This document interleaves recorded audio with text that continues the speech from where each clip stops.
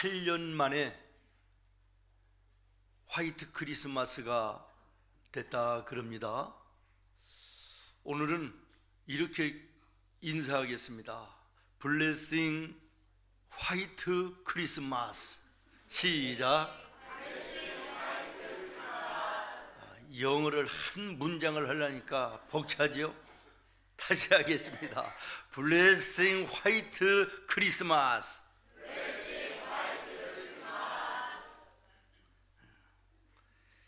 참 아름답지만 또 이제 불편한 점도 없지 않아 있습니다. 그러나 우리의 마음이 오시는 예수님을 맞는 이런 하얀 마음이면 좋겠다 하는 생각을 새벽에 일어나서 눈 덮인 이 땅을 바라보면서 그렇게 기도를 했습니다.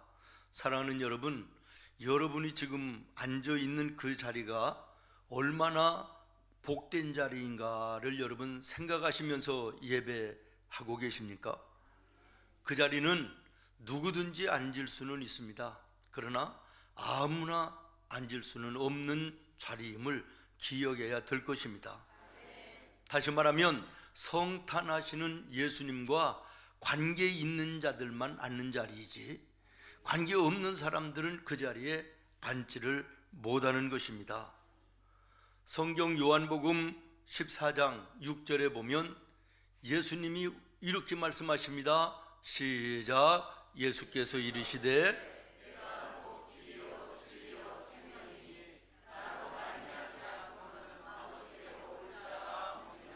아멘.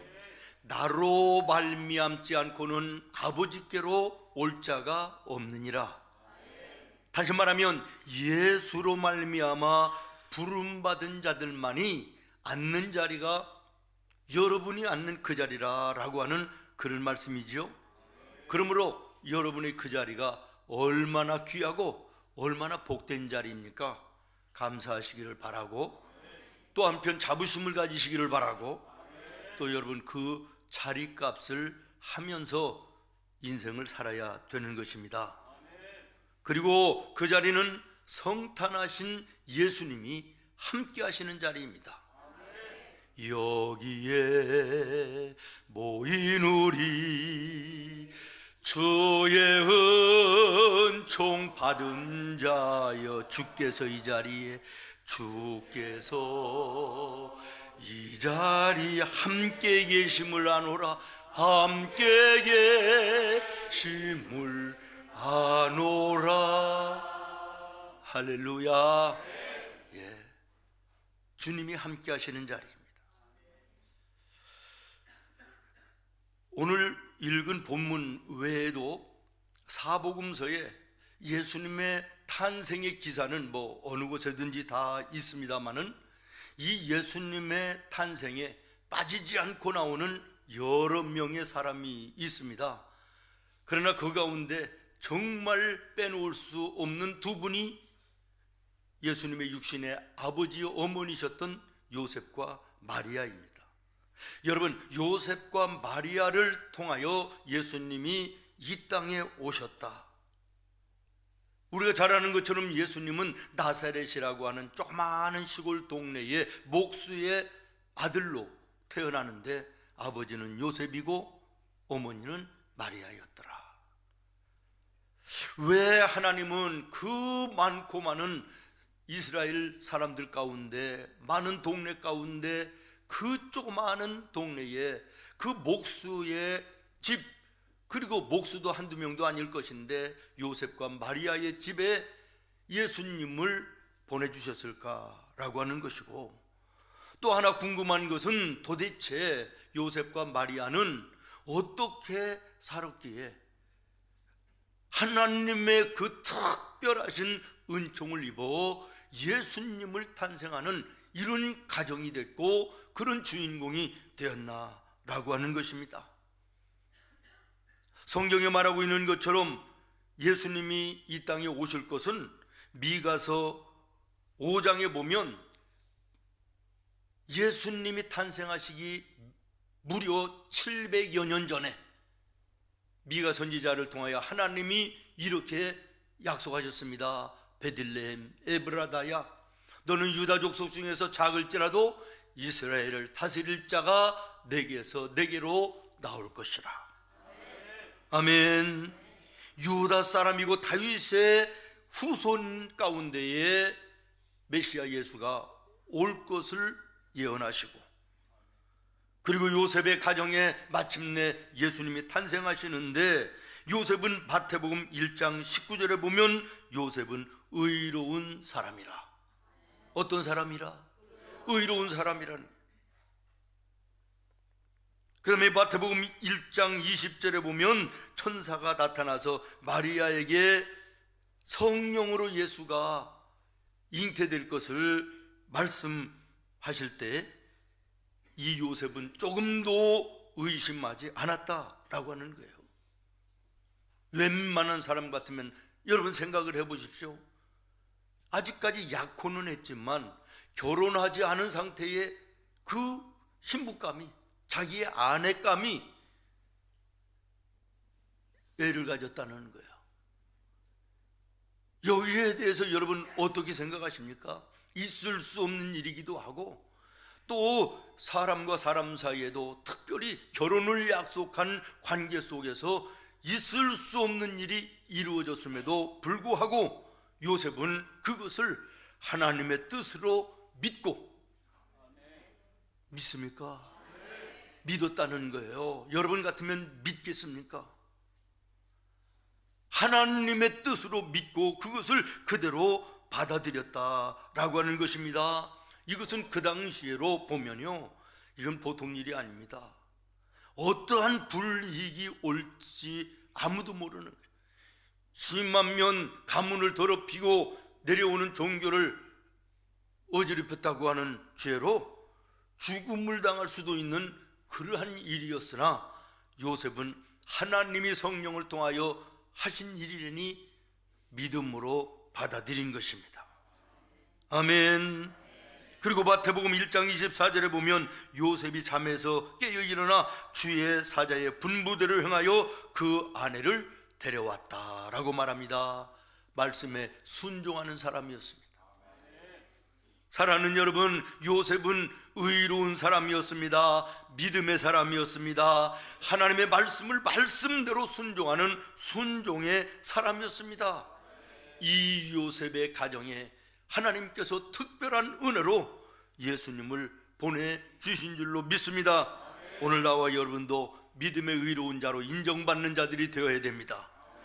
믿음으로 모든 것을, 내 지식과 경험과 이 세상의 어떤 것들을 초월해서 하나님의 말씀이며 하나님의 뜻이라면 아멘할 수 있는 믿음이 내게도 있어야 될 것이고, 이 죄에 어그러지는 것 같고 합리적이지 않은 것 같아도 하나님의 말씀이라면 순종하는 순종 속에 살아계신 하나님의 놀라운 역사가 일어남도 다시 한번 확인해야 될 것입니다. 그 다음은 마리아입니다. 이 마리아는 천사가 하나님의 명령을 받고 마리아를 찾아갑니다. 그리고 하나님께서 너를 통하여 이 땅에 메시아 예수 그리스도를 보내주실 것을 알려줍니다. 여러분 26절부터 28절 말씀을 여러분 한번 누가복음인데요, 1장 26절부터 28절까지 한번 보겠습니다. 여섯째 달에 천사 가브리엘이 하나님의 보내심을 받아 갈릴리 나사렛이란 동네에 가서 다윗의 자손 요셉이라 하는 사람과 약혼한 처녀에게 이르니 그 처녀의 이름은 마리아라. 그에게 들어가 이르되 은혜를 받은 자여 평안할지어다, 주께서 너와 함께 하시도다 하니. 주께서 너와 함께 하시도다. 다시 말하면 마리아는 하나님과 늘 함께하는 사람이었다, 그런 말 아니겠습니까? 그런데 여러분은 하나님이 함께 하시고 계신지를 한번 확인하며 이 말씀을 한번 들으셔야 되지 않겠습니까? 입으로는 하나님이 나와 함께 하신다, 나는 믿습니다 그러는데 정말 하나님이 나와 함께 하심을 여러분의 삶 속에서 고백하며 살 수 있는 간증이 있는가라고 하는 것입니다. 근데 오늘 우리가 이 말씀을 주목해서 한번 가만히 살펴보면, 마리아가 하나님, 내가 하나님과 함께 합니다 라고 하는 고백에서 하나님이 그에게 은혜와 은총을 베풀어 주신 것이 아니라 하나님 쪽에서 먼저 너는 나와 함께 하는 자구나 라고 말씀하셨다는 사실을 주목하시기를 바랍니다. 나는 하나님과 함께 한다고 아무리 외쳐도 하나님이 보실 때 너 나와 함께 하는 거 아니다 이러면 아무것도 아니지 않습니까? 나는 하나님이 함께 하신다고 하는 확신이 없어 우물쭈물할지라도 하나님이 나를 보시고 내가 너와 함께 한다 그러면 함께 하는 것이고, 여러분, 하나님이 이 시간 나와 여러분을 보실 때 정말 너는 나와 함께 하는 자다 이렇게 말씀하실 믿음의 성도인지를 내 자신 한번 돌아봐야 되겠다라고 하는 것입니다. 그 다음에 마리아는 누가복음 1장 34절에 보면 정결한 여인이었다는 거예요. 마리아가 천사에게 말하되 나는 남자를 알지 못하니 어찌 이런 일이 있을 수 있습니까? 다시 말하면 윤리적으로도 도덕적으로도 이 마리아는 깨끗하고 순결한 여인이었다라고 하는 것입니다. 사랑하는 여러분, 오늘 나와 여러분 예수님을 믿고 하나님 나라 천국을 소망하며 믿음의 길을 걸어가는 성도라면 나와 여러분은 예수님의 신부인 것입니다. 신랑 되신 예수님께서 이 세상에 마지막 날 다시 오실 때 우리는 신부로 예수님을 맞이할 수 있는 영적인 신부인데, 오늘 내 마음과 내 삶에 이 거룩하고 정결하고 윤리적으로도 도덕적으로도 성결한 이런 성도의 모습을 내가 가지고 있느냐라는 거예요. 심지어는 교회 안에서까지도 음란한 일들이 여기저기서 일어나는 이런 세상입니다.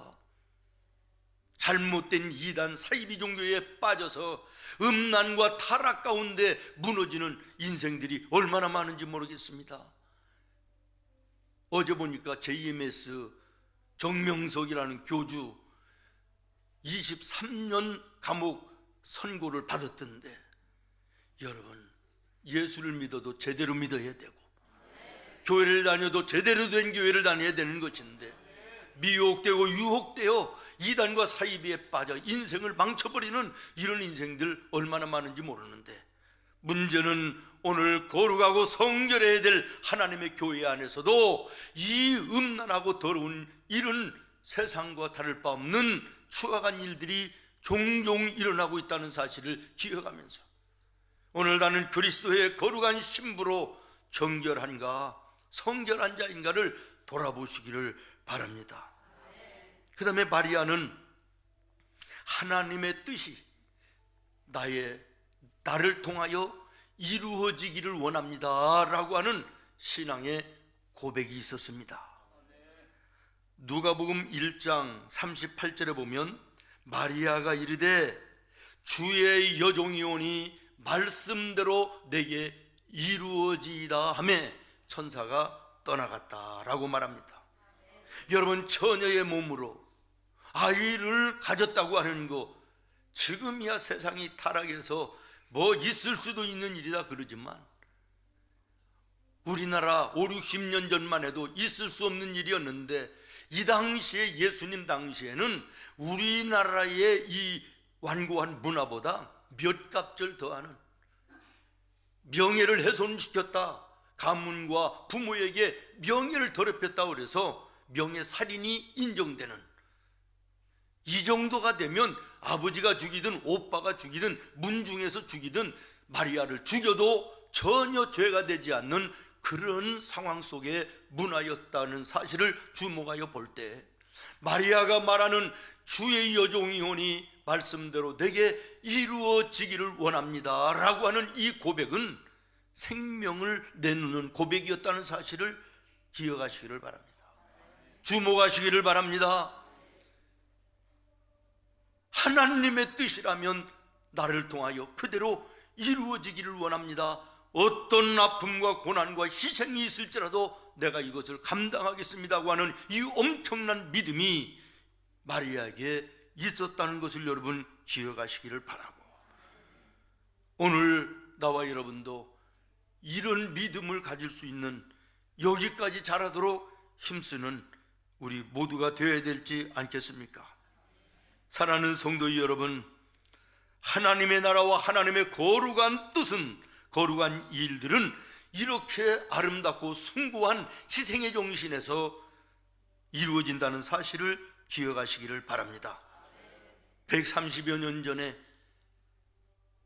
이 어두운 조선 땅에 예수의 복음을 들고 들어왔던 선교사들, 새파란 20대 30대 초반의 이 젊은이들이 생명을 걸고 이 땅을 찾아와서 예수 그리스도의 복음을 전하였습니다. 예수 그리스도를 위하여 피 흘려 순교했습니다. 그 순교의 피가 오늘 한국교회를 이렇게 만든 것이고, 오늘 나와 여러분이 이 자리에 앉아 있는 것입니다. 130여 년 전 복음을 처음으로 접했던 우리의 믿음의 선조들이 생명을 걸고 피를 흘려 순교하는 그 순교의 피 위에 한국교회가 세워져 오늘 그 피의 열매로 나와 여러분이 이 자리에 앉아 있음을 감사해야 되지 않겠습니까? 하나님 나를 통하여 하나님의 뜻이 이루어지기를 원합니다. 그 과정 속에 내 어떤 아픔과 고난과 희생이 있을지라도 감당하겠습니다. 이 믿음의 성숙함이 오늘 나를 여기에 있다고 한다면 나와 여러분도 이 믿음으로 내 후대들에게 이 믿음의 아름다운 유산을 내려줘야 되지 않겠느냐라고 하는 것입니다. 그런데 오늘 이 시대는 어떻습니까? 봉사와 섬김과 희생, 교회 안에서도 찾아보기 어려운 세상이 됐습니다.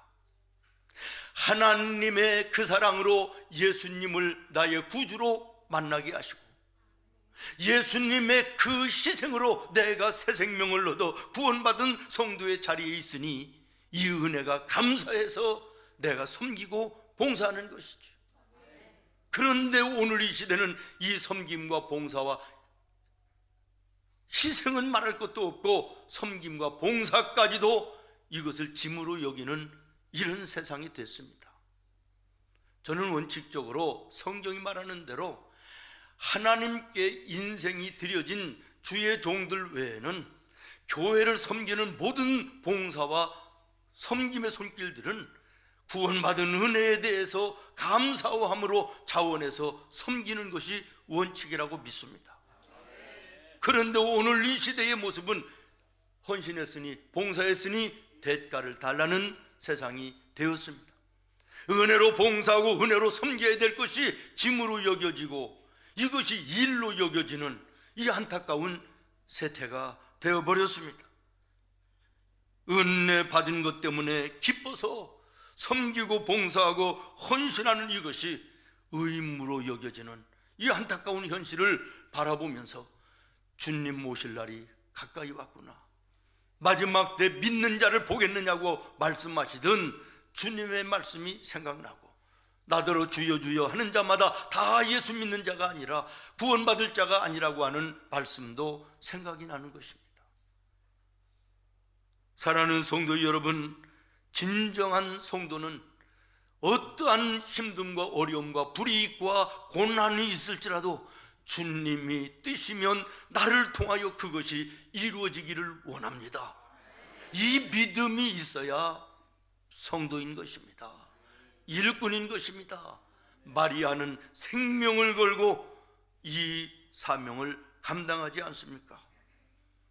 저는 이 요셉과 마리아를 보며 참 또 하나 깨닫는 것은 요셉은 덮을 줄 아는 사람이었고, 아멘, 아내 될 여인의 그 부끄러울 모습들, 세상으로 퍼져나가면 그 어떻게 될지 모르는 일들을 덮고자 하는, 예수님의 사랑으로, 하나님의 사랑으로 덮고자 하는 이 아름다운 마음이 있었구나.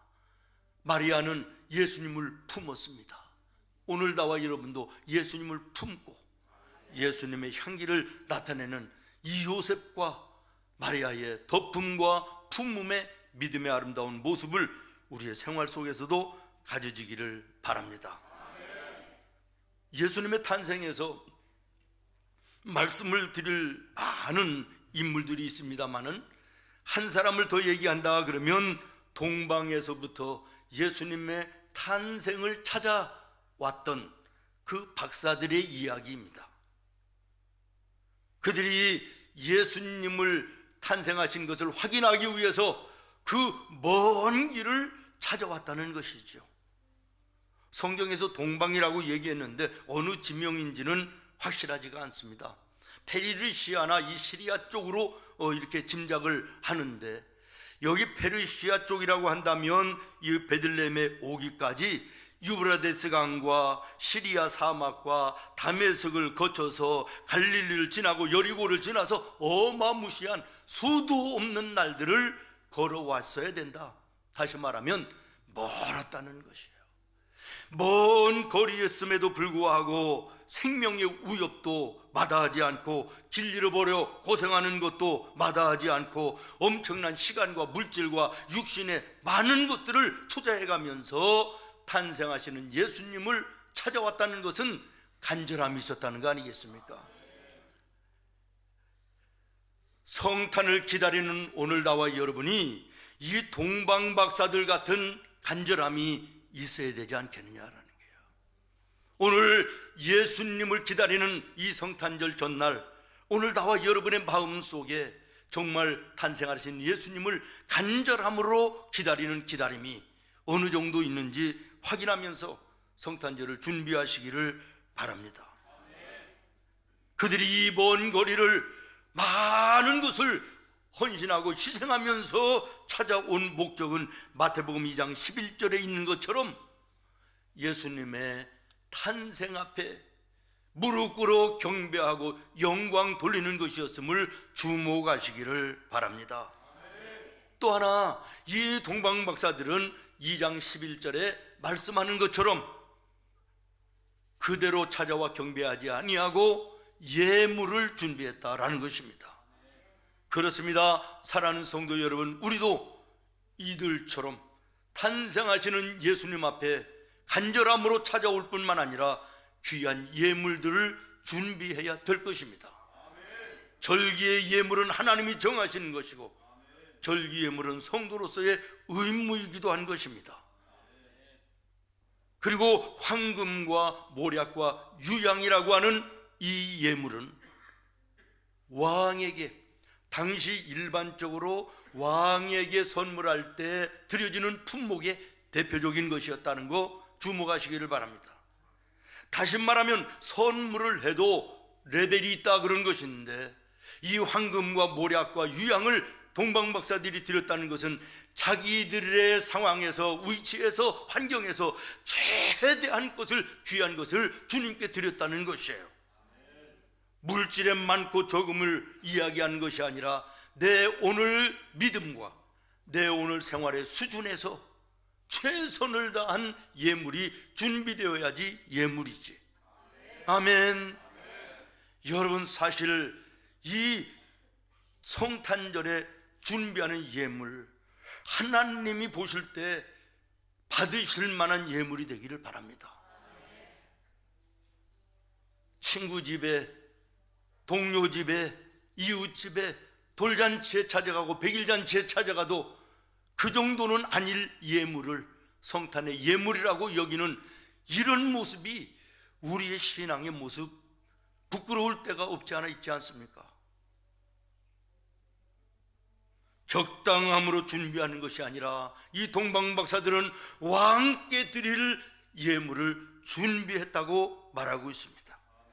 사랑하는 여러분, 이 성탄절 정말 이 예물을 우리도 준비해서 주님 만나는 은혜가 있기를 예수님의 이름으로 축원하고, 마지막으로 하나, 이 동방박사들은 오던 길과 가던 길이 바뀌었다는 거 주목하시기를 바랍니다.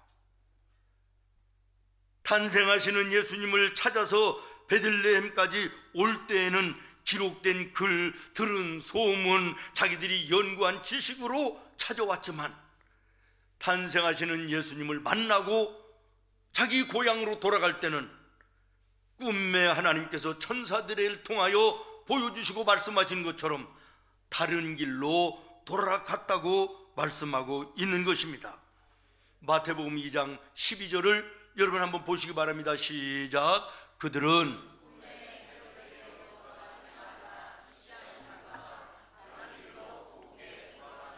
어떤 길로 고국에 돌아갔다고요? 다른 길로. 왔던 길이 아니라 이제는 하나님이 지시하는 길로 갔다는 거예요. 올 때는 자기들의 지식과 경험과 연구한 것들, 들은 소문, 기록된 것들에 의해서 걸어온 길이었다면 예수님을 만난 다음에는 이제는 하나님의 지시함을 따라 다른 길로 갔다는 것이에요. 다시 말하면 오늘 나와 여러분이 탄생하신 예수님을 만나기 전에는 내 경험대로, 내 지식대로, 내 생각대로, 계획대로 인생길을 걸어왔을지라도, 아멘. 이제는 탄생하신 예수님을 만나면 이전의 것을 다 버리고 주님의 말씀 따라가야 되는 것이에요. 주의 성령의 인도하심을 받아 내 삶이 달라져야 되는 것이에요. 인생관도 달라져야 되고 가치관도 달라야 되는 것입니다. 이제는 신앙관이 보라, 이제는 새로운 피조물이 되었다. 주님의 선언함 속에서 우리의 삶이 달라져야 되는 것입니다. 성탄절이 수십 번, 수백 번 왔다 간다 할지라도 성탄하신 예수님을 만나 내 인생이 변화되지 않으면, 내 인생이 바뀌지 않는다면 성탄이 무슨 의미가 있을 것입니까? 성탄 트리는 교회만 있는 것이 아니라 점쟁이 집에도 있다는 거예요. 장로님 가정과 이번 주에 식사를 하면서 우리 집사님이 그래요. 저 소풍인가 어디 가니까 그 지하에 점쟁이 집 앞에 성탄 트리 해놨대. 성탄 트리는 아무 곳에 있을 수 있으나 성탄하시는 예수님을 만나지 못하면 아무런 의미가 없는 것입니다. 성탄의 예수님이 여러분의 마음속에 만남이 새로워지기를 예수님의 이름으로 축원하고, 그래서 인생과 가치가 그리고 우리의 모든 것들이 예수 안에 새로운 피조물이라 바뀌어지는 놀라운 은혜 있기를 예수님의 이름으로 축원합니다. 기도하겠습니다. 주님,